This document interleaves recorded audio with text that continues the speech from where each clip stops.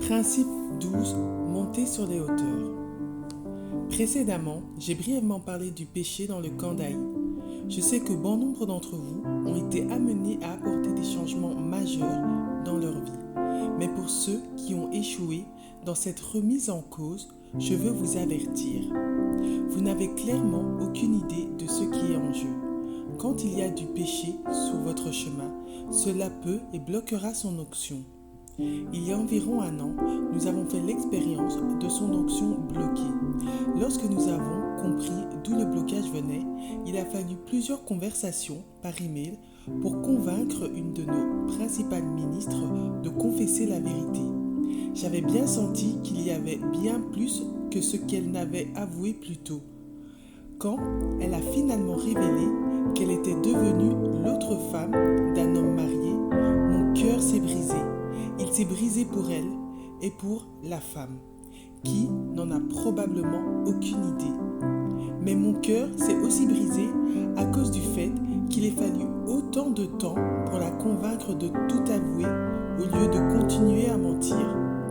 Elle a menti pendant presque un mois. Pendant plus de 8 mois, nous livrions bataille contre quelque chose qui nous attaquait de toutes parts, mais nous n'avions aucune idée de ce qui en était la racine. Si vous faites partie de cette communauté ou si vous servez ce ministère comme bénévole, c'est pour une seule raison, prendre soin des autres. Nous sommes ici pour restaurer notre propre vie, puis nous nous tournons vers les autres femmes pour les encourager à trouver l'amour du Seigneur et à devenir son épouse sans tache ni ride. Nous voulons les encourager à uniquement être lavés avec l'eau de sa parole. Nous aspirons toutes à être bénis, mais être bénis par Dieu signifie que nous devons découvrir et nettoyer ces choses qui empêcheront la restauration, le péché dans le camp. Aucune d'entre nous ne veut travailler là où il y a du péché caché. Voulez-vous travailler autant pour vous rendre compte des mois plus tard que non seulement nous ne prospérerons en rien, mais que nous souffrirons en fait à cause d'un péché caché de quelqu'un? Dieu promet que si nous demeurons en lui, nous pouvons demander ce que nous voulons. Chaque promesse que nous avons tenue près de notre cœur, il dit qu'il nous donnera. Mais dans l'équation, il n'y a pas le péché. Il ne peut pas y en avoir. Permettons à l'onction de couler dans nos vies et surtout dans notre communauté. Prenez le temps de parler à Dieu afin d'enlever le péché dans votre vie aujourd'hui. Parlez-lui pendant toute la semaine et confessez-vous. Avancez vers des bénédictions multiples.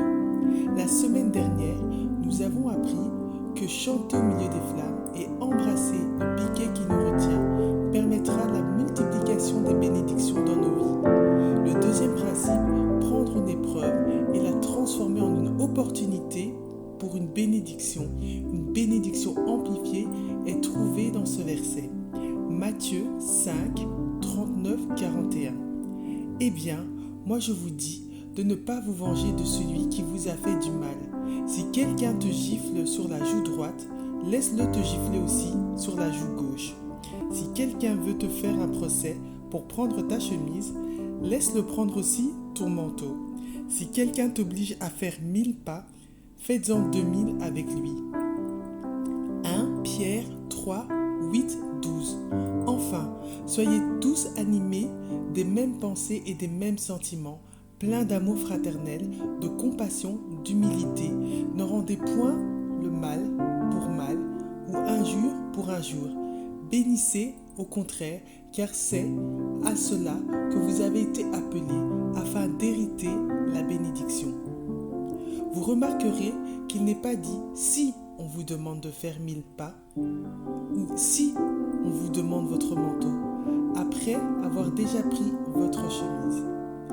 Il nous est clairement dit que lorsqu'on ne nous demande que la chemise, c'est à ce moment-là que nous offrons notre manteau.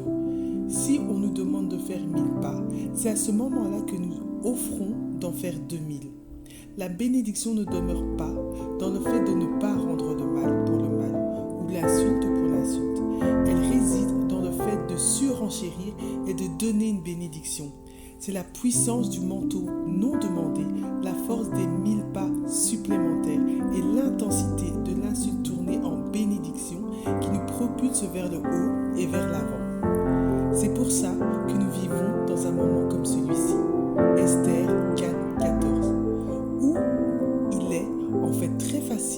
d'être félicités par d'autres chrétiens. Lorsque nous ne portons pas plainte ou nous ne nous vengeons pas de la personne qui nous blesse, nous utilise ou nous maltraite. Ils pensent que nous sommes des saints, mais ô combien des fois avons-nous échoué à vivre dans l'amour du Tout-Puissant? Ou pire encore, les chrétiens seront aussi ceux qui tenteront de vous persuader que vous n'avez pas d'autre choix que de porter plainte contre quelqu'un.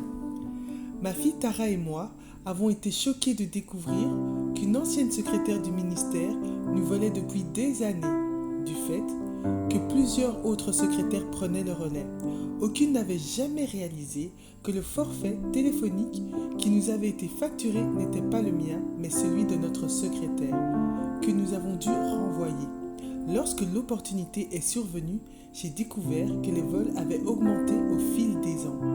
Au début, c'était seulement son téléphone. Au moment où elle a été découverte, elle avait ajouté un forfait à près d'un membre de sa famille chaque année. Lorsque je suis allée à la banque, comme la compagnie de téléphonie mobile nous l'avait demandé, le directeur de la banque a clairement dit que la banque ne pouvait rien faire pour récupérer les fonds. Notre seul recours était de faire arrêter cette personne ou, au moins, de porter plainte pour l'argent. Lorsque j'ai expliqué que j'étais ministre et chrétienne et qu'il m'était donc impossible de poursuivre qui que ce soit, l'homme m'a dit « Eh bien, je suis aussi un ministre ordonné et j'ai dû poursuivre mes propres parents, je n'avais pas d'autre choix. » Puis il a ajouté qu'il attendait toujours que Dieu l'utilise. Croyez-vous être un vrai chrétien, c'est-à-dire un disciple du Christ? Car c'est pour cela que vous avez été appelés, puisque le Christ a souffert pour vous aussi, vous laissant un exemple à suivre dans ses pas. Et tout en étant injurié, il n'a pas injurié en retour. Tout en souffrant, il n'a pas proféré de menaces, mais a continué à se confier en lui, qui juge avec justice. 1 Pierre 2, 21-23. Si oui, vous devez regarder, agir et réagir différemment. En récompense, il bénira votre vie excessivement. Éphésiens 3, 20. Or, à celui qui peut faire, par la puissance qui agit en nous, infiniment au-delà de tout ce que nous demandons ou pensons. La Bible, le message. Dieu peut tout faire. Vous savez, bien plus que ce que vous pouvez imaginer, deviner ou demander dans vos rêves les plus fous. Ésaïe 30, 18. Cependant, l'Éternel désire vous faire grâce, et il se lèvera pour vous faire miséricorde, car l'Éternel est un Dieu juste. Heureux à tous ceux qui espèrent en lui.